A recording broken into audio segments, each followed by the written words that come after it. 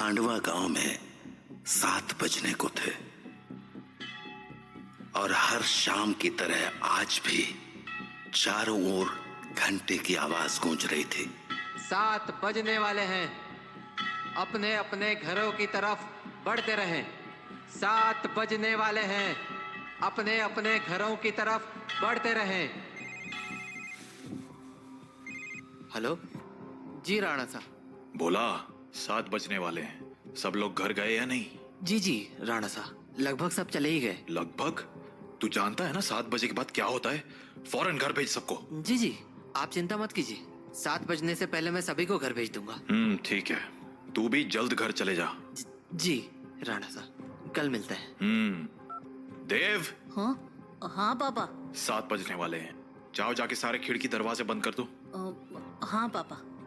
7 बजने वाला है, अपने अपने घरों की तरफ बढ़ते रहो। ये चढ़ो रे सब, दुकान बंद हो गई अब। अरे काकी चाय तो पिला दे। रे बावड़े, घंटी की आवाज ना सुनी के तेने?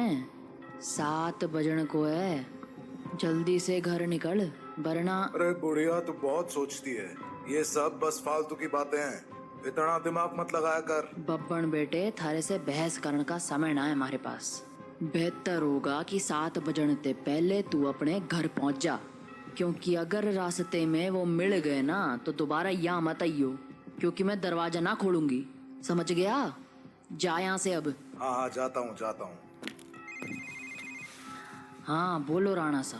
काकी, सब लोग घर चले गए ना? हाँ सब चले गए। ठीक है, आप भी याद से खिड़की दरवाजे बंद कर लेना। रोज फोन करके यही बोले है तू।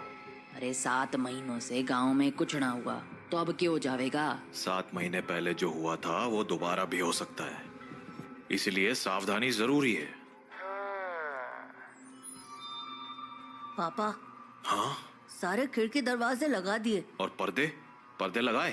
पर्दे क्यों, खिड़कियां लगा तो दी हैं, और वैसे भी वो लोग तो तभी अंदर आ सकते हैं ना जब उन्हें अंदर बुलाया जाए, तो फिर। देव, होश में हो?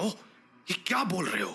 अरे हम पर्दे उनसे छिपने के लिए थोड़ी लगाते हैं, बल्कि इसलिए लगाते हैं ताकि हम उन्हें ना देख सके, उनसे बात ना कर सके और उनके बहकावे में ना आ सके। ऐसी गलती बहुत से लोगों ने की थी, उनके साथ क्या हुआ ये पूरा गांव जानता है, इसीलिए अच्छा होगा कि हम वो गलतियां ना दोहराएं। पापा, क्या मम्मी के साथ भी ऐसा ही कुछ हुआ था? क्या वो भी? 7 बज गए, जाओ जल्दी से जाके पर्दे लगा दो, वो लोग अब आते ही होंगे। हाँ। तो राणा सा की बात मानकर देव खिड़कियों पर पर्दे लगाने के लिए चला गया, पर अभी वो पर्दे लगा ही रहा था कि उसने ऐसा कुछ देखा जिससे उसके होश उड़ गए। देव बेटा। मम्मी, आप? हाँ बेटा, मैं ही हूँ। पर आप यहाँ कैसे? तुमसे मिलने आई हूँ बेटा। हाँ, पर आप तो मर गए थे ना? नहीं तो, देखो मुझे, मैं तो जिंदा हूँ। लेकिन पापा ने तो बोला आप मर चुके हो। फिर? तुम्हारे पापा झूठ बोल रहे हैं बेटा। मतलब आप मरे नहीं हो? नहीं, मैं तो बस रास्ता भटक गई थी, आज बहुत मुश्किल से तुम्हारे पास आ पाई हूँ, बस तुमसे मिलने। हाँ? सच्ची? हाँ बेटा, हाँ। अब चलो मुझे अंदर आने दो, 7 बज गए हैं, वो लोग आते ही होंगे। हाँ, मैं पापा को बोलता हूँ। नहीं, पापा को क्यों बुला रहे हो? वो मुझे देख तो पाएंगे नहीं, और जब तक मैं उन्हें समझाऊंगी तब तक तो बहुत देर हो जाएगी, इसलिए तुम ही जल्दी से दरवाजा खोल दो, जाओ। पर पापा ने 7 बजे के बाद दरवाजा खोलने से मना किया है। बेटा, मेरे पास ज्यादा वक्त नहीं है, मैं ज्यादा देर तक बाहर नहीं रह सकती। तुमने दरवाजा नहीं खोला तो? नहीं, मैं खोलता हूँ। थैंक यू बेटा। तो देव अपने घर के दरवाजे पर पहुंचा और दरवाजा खोल दिया। पर जब सामने कोई नहीं देखा तो उसने अपनी मम्मी को आवाजें लगानी शुरू की। मम्मी, मम्मी, अरे मम्मी कहाँ गई? मम्मी कहाँ हो? जल्दी आओ ना। देव, पापा। तुमने दरवाजा क्यों खोला है? देव बेटा। मम्मी। देव मम्मी को अपनी ओर आते देख ही रहा था कि तभी राणा सा ने एकदम से लाइट्स बंद कर दी और लाइट के अचानक बंद होते ही देव पीछे पलटा तो उसके सामने अंधेरे में राणा सा खड़े थे जो देव को चुप रहने का इशारा कर रहे थे। देव बेटा। अरे कहाँ चले गए तुम? देखो मैं आ गई। मम्मी से नहीं मिलोगे? देव, देव। नंदिनी देव को आवाज लगा रही थी पर वो वहां था ही नहीं क्योंकि राणा सा ने उसे बगल वाले कमरे में छिपाकर दरवाजा बंद कर दिया था। पापा बाहर मम्मी थी और देव शांत हो जाओ। मैंने कहा था ना तुम्हारी मम्मी मर चुकी है। पर पापा उन्होंने बोला वो जिंदा है और देव बेटा, तुम अंदर हो ना? दरवाजा नहीं खोलोगे? तुम्हारी मम्मी आ गई। दरवाजा खोलो बेटा। पापा। श्श, कोई आवाज मत करो। लेकिन पापा मुझे मम्मी से मिलना है। श्श, तुम्हें अगर सच में लगता है कि वो तुम्हारी मम्मी है तो उनसे कल सुबह मिल लेना, ठीक है? पर अभी के लिए शांत हो जाओ। राणा सा, ओ राणा सा, अरे मिलने दो ना मुझे देव से। कब तक झूठ बोलोगे उससे कि मैं मर चुकी हूँ? राणा सा, आप सुन रहे हो ना? पापा। बेटा बिल्कुल भी ध्यान मत दो और आंख बंद करके सो जाओ। पर पापा मम्मी ये क्या बोल रही हैं? शांत रहो देव, कल सुबह मैं तुम्हें सब समझा दूंगा। पर अभी के लिए चुपचाप आंखें बंद करो और सो जाओ। तो देव अपने पापा के कंधे पर सर रखकर सो गया और जब सुबह हुई तो राणा सा देव को आवाज लगाते हुए बोले, देव उठ जाओ, सुबह हो गई है। हाँ सुबह हो गई तो मम्मी से मिल सकते हैं ना अब? आओ मेरे साथ, तुम्हें तुम्हारी मम्मी से मिलाता हूँ। लेकिन जैसे ही दोनों कमरे के बाहर आए वहां कोई नहीं था। हाँ मम्मी कहाँ गई? मैंने कहा था ना कि वो तुम्हारी मम्मी नहीं थी। पापा वो मम्मी जैसे ही बात कर रही थी। बेटा मैंने समझाया था ना तुम्हें, पर्दे लगाने के पीछे की सबसे बड़ी वजह यही है कि हम उन्हें देख ना पाए, उनकी बातों में ना आ पाए। जैसे कल तुम आ गए। पर वो बोल रही थी कि वो मरी नहीं है, जिंदा है। अगर वो मर गई है तो यहाँ कैसे आ गई? एक काम करो, मेरे साथ आओ। हाँ कहाँ पापा? बस चलो मेरे साथ, तुम्हें कुछ दिखाना है। तो उसके बाद वो दोनों गांव के लगभग बाहर चले आए और वहां पहुंचते ही देव बोला, पापा हम लोग यहाँ क्यों चले आए? बताता हूँ, पर पहले आस-पास देखकर ये बताओ कि यहाँ क्या दिख रहा है तुम्हें? यहाँ तो कुछ भी नहीं है। आसपास बहुत सारे पेड़ हैं। सामने गांव से बाहर जाने का रास्ता है और पास में बब्बन भैया का घर है। तुम्हें कहीं पर कोई बस दिख रही है क्या? हाँ वो उस तरफ एक पुरानी सी बस है। क्यों? बेटा ये वही जगह है जहाँ तुम्हारी मम्मी की मौत हुई थी। हाँ, उस दिन हमें शहर से लौटने में देरी हो गई थी और गांव पहुंचते पहुंचते सुबह के 4 बज गए। सूरज निकलने में थोड़ा वक्त था तो गांव के सभी घरों की खिड़की दरवाजे बंद ही थे। इसीलिए सुबह होने तक हमारे पास झाड़ियों में छिपे रहने के अलावा कोई चारा नहीं था। हम लोग एक झाड़ के पीछे छिपे ही थे कि मैंने तुम्हारी मम्मी की एक आवाज सुनी। नंदनी, क्या हुआ? राणा सा, उन्होंने हमें देख लिया है। हमें कहीं और जाना पड़ेगा। हाँ पर कहाँ?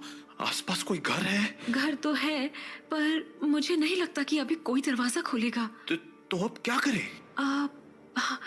वहाँ एक पुरानी सी बस है, हम उसमें जाकर छिप सकते हैं। हाँ ठीक है, चलो तो हम दोनों फटाफट उस बस के पास पहुंच गए, पर फिर क्या हुआ? मैं तो बस के अंदर चला गया, पर तुम्हारी मम्मी मेरे पीछे नहीं आ पाई, क्योंकि वो बाहर खड़े होकर किसी से बात करने लगी। क्या हुआ बेटा, क्यों रो रहे हो? आंटी, मुझे बहुत डर लग रहा है। मैं बाहर छूट गई हूँ। मेरा घर बहुत दूर है। अरे बेटा रो मत, एक काम करो, मेरे पास आओ, हम लोग इस बस में छिप जाएंगे, फिर वो लोग हमें नहीं ढूंढ पाएंगे। सच में आंटी, कोई नहीं ढूंढ पाएगा? हाँ हाँ पक्का, कोई नहीं ढूंढ पाएगा, आ जाओ। थैंक यू आंटी, पर मैंने तो आपको ढूंढ लिया। हाँ?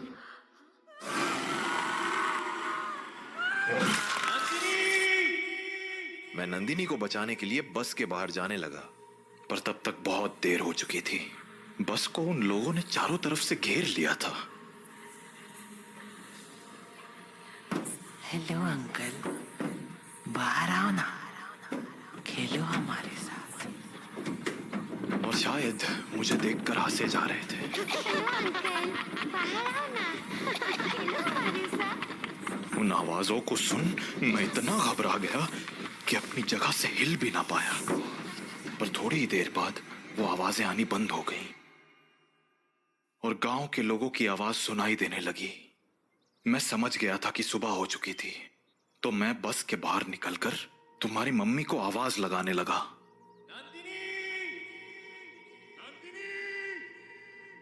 पर वहां अब कोई नहीं था। मैं कई दिनों तक उसके लौटने का इंतजार करता रहा, पर वो नहीं लौटी। फिर जब गांव वालों ने मुझे बताया कि रात 7 बजे के बाद उन बाशिंदों के साथ नंदिनी भी शिकार पर आती है, तो मुझे इस गांव का एक गहरा राज समझ आया। क्या राज? यही कि जो लोग रात को इस गांव में आते हैं वो इसी गांव के रहने वाले थे, पर उनकी मौत के बाद वो ऐसे बन गए। मतलब कल जिसे मैंने देखा वो तुम्हारी मम्मी नहीं थी बेटा, क्योंकि मरे हुए लोग वापस नहीं आया करते, इंसान बनकर तो बिल्कुल नहीं। अपने पापा से बात करने के बाद देव के मन में बहुत सारी बातें चल रही थी और वो उन्हीं ख्यालों में खोया हुआ काकी की दुकान में बैठा हुआ था कि तभी हर तरफ से घंटे की आवाजें आना शुरू हो गईं। 7 बजने वाला है, अपने अपने घरों की तरफ बढ़ते रहो। चलो चलो, घंटा बज गया, निकलो अपने अपने घरों को। अरे बुढ़िया, तू फिर शुरू हो गई। बोला था ना ये सब फालतू की बातें। अरे बावड़े, दिमाग फिर गया है क्या तारा? जानता है ना, 7 बजे के बाद बाहर के ओवे है, कच्चा चबा जावेंगे वो बाशिंदे। अच्छा, और तुझे कैसे पता कि वो कच्चा चबा जावेंगे? क्योंकि आज तक जो भी रात को बाहर रुका है वो मारा ही गया है। अच्छा, फिर थारा राणा सा कैसे बच गया? हाँ, वो भी तो फंसा था ना रात को अपनी लुगाई के साथ। मैंने बोला ना, थारी फालतू बातें सुनने के लिए हमारे पास टेम ना है। जा निकल अब यहाँ से। हाँ हाँ, जाता हूँ। इतना कहकर बब्बन वहां से चला गया, पर बब्बन की बात ने देव का ध्यान जरूर खींच लिया था। तो वो भी अब ये सोचने लगा था कि उस रात उसकी मम्मी तो मर गई, पर पापा कैसे बच गए। वो ये सब बातें सोच ही रहा था कि तभी काकी बोली, अरे छोरे, हाँ? बात ना सुनी क्या तूने हमारी? बोला ना घर निकल। जी काकी। तो देव हड़बड़ाता हुआ काकी की दुकान से बाहर निकल आया। वो घर के लिए निकलने ही वाला था कि उसके मन में एक और ख्याल आया और वो सीधा बब्बन के पीछे चल पड़ा। बब्बन भैया! हाँ? क्या हो गया छोरे? कहाँ भागा चला रहा है? वो मुझे ना आपसे एक बात पूछनी है। पूछ। वो अरे जल्दी बोल, पता है ना 7 बजने को है।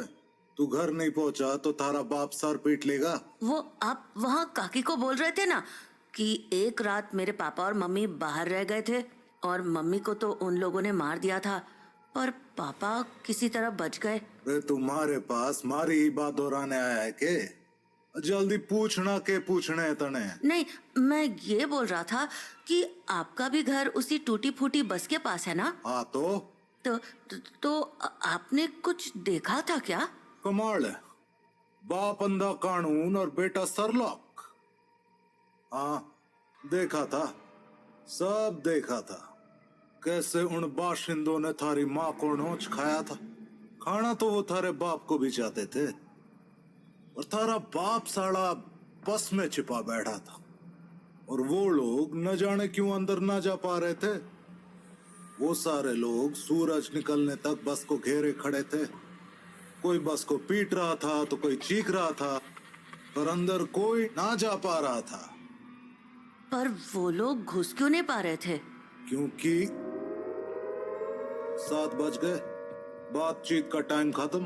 अब चल माड़े साथ। नहीं, मैं घर जाता हूँ। रे बावले, अब घर जाने का मौका खत्म हो गया।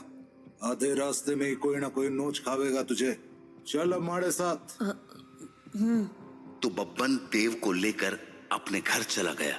वहीं राणा सा अपने घर में परेशान हुए जा रहे थे। ये देव कहाँ रह गया? अब तक घर क्यों नहीं आया? काकी को पूछता हूँ। हेलो काकी। हाँ राणा सा, मारे को लग ही रहा था कि थारा फोन आवेगा। सब लोग जा चुके हैं और दरवाजे खिड़कियां भी लगा ली हैं मैंने, इसलिए चिंता मत। काकी, देव है क्या वहाँ? हाँ देव, वो तो कब का निकल गया यहाँ से। देव घर नहीं लौटा है क्या? तुम एक काम करो सा, बाकी लोगों को फोन करके पूछ ले, क्या पता देव किसी के यहाँ रुक गया हो। ठीक है। जहाँ राणा सा देव को हर जगह ढूंढे जा रहे थे, वहीं देव बब्बन के साथ उसके घर चला आया था। तो अभी वो दोनों साथ में बैठे ही थे कि देव को बाहर से एक जानी पहचानी आवाज सुनाई पड़ी। बब्बन, ओ बब्बन, देख मैं आ गई। ये तो मेरी मम्मी की आवाज है। सही पहचाना छोड़े, तारी मम्मी ही है बाहर। अब एक काम कर, यहीं रुक और यहाँ से तमाशा देख। तो बब्बन खिड़की के पास गया और पर्दे हटा दिए। हाँ छोरी, बुला रही थी ना मने, ले देख मैं आ गया। कितना इंतजार कराता है तू। इंतजार? अरे अभी तो आई तू। मैं तो रोज ही आती हूँ, तू मुझसे कभी मिलता ही नहीं। अरे थारे से तो रोज बात करूं हूं मैं। हाँ, पर मिलने का मतलब बस बात करना थोड़ी होता है, करीब भी तो आना होता है ना। अच्छा, मारे करीब आना साथा ने। और नहीं तो क्या, खोल ना दरवाजा। कमाल है छोरी, तू भी अपने राणा सा को इतनी जल्दी भूल गई। जो राणा सा देखेंगे नहीं, वो उन्हें पता कैसे चलेगा। कमाल है तू भी। वैसे थारे बेटे का क्या, वो तो देख सके है ना। ओफो बब्बन, तू भी ये क्या बातें करने लगा। हम दोनों के बीच में किसी दूसरे का क्या काम। जाना, दरवाजा खोल देना, मुझे तेरे से अच्छे से मिलना है। अच्छा चल ठीक है, खोल ही देता हूँ दरवाजा अब। तो बब्बन दरवाजा खोलने जा ही रहा था कि देव बोला, बब्बन भैया दरवाजा मत खोलना, वो मेरी मम्मी नहीं है।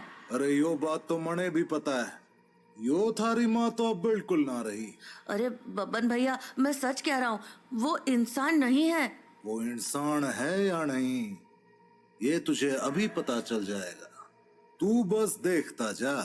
तो इतना कहकर बब्बन ने दरवाजा खोल दिया और सामने खड़ी नंदिनी से बोला, हाँ छोरी, मिलना था ना तने मारे से, आजा अंदर आजा। बब्बन की बात सुनकर देव के तो होश ही उड़ गए, पर तभी कुछ अजीब हुआ। उसने देखा कि उसकी मम्मी दरवाजे पर तो खड़ी थी, पर दरवाजे से अंदर नहीं आ रही थी। क्या हो गया, रुक क्यों गई, आजा अंदर। नंदिनी कुछ देर तो वैसे ही खड़ी रही, पर फिर बोली, तू बाहर क्यों नहीं आ जाता बब्बन, मैं तुमसे यहीं मिल लूंगी।